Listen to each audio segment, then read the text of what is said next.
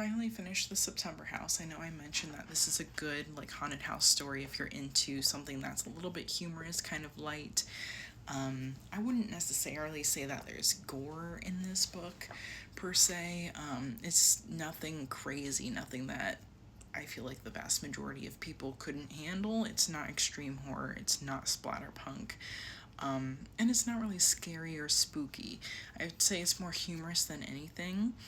Basically, the premise of this story is there's this woman named Margaret who moves into this house with her husband Hal, and they kind of start to learn about the personality of the house and realize that there's a lot of paranormal activity that happens here.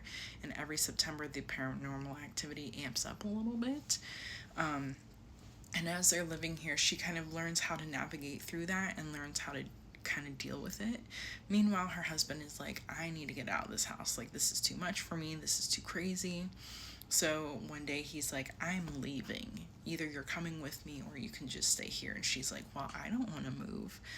This is my dream house, so you can go ahead and go. So he goes ahead and leaves. And she, over time, has learned how to kind of just live amongst the chaos that happens within this house with the ghosts and spirits and poltergeist type energy that happens here.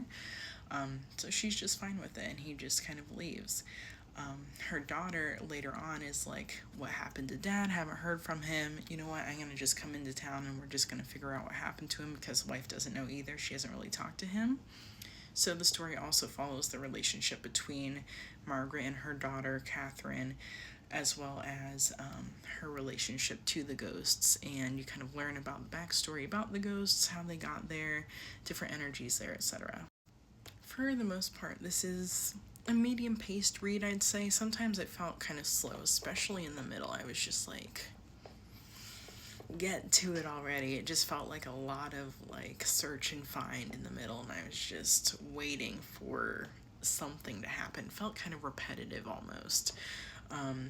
And then finally towards like the last 30-20% of the book, things finally started to pick up, and it was like, okay, now it's interesting again, because the beginning was interesting, in the middle it felt like a lull, and then towards the end it was interesting again.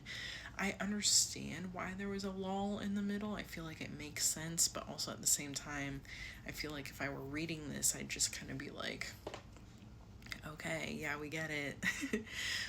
Otherwise, the daughter was really annoying. She just had quite the temper and just was always on 10 the whole time.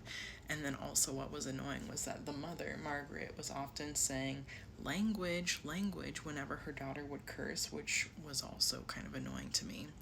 So it got to the point where I was like literally listening to this like, okay, yes, language, move on. She's an adult. She's like in her 30s. Like, who cares about her cussing? So anyway, I would give this a 4-star rating. I don't know, I just really like something that's fast paced, so when things kind of slow down, I'm just like, come on. But if you like something that's a little humorous, isn't too spooky, but has that kind of like spooky Halloweenish vibe, like this is a perfect read for maybe October, even September, if you're just kind of getting excited about Halloween. But if you're like a every day is Halloween type person like me, then you might just enjoy this read just on a regular day. So yeah, 4 stars, I would recommend it.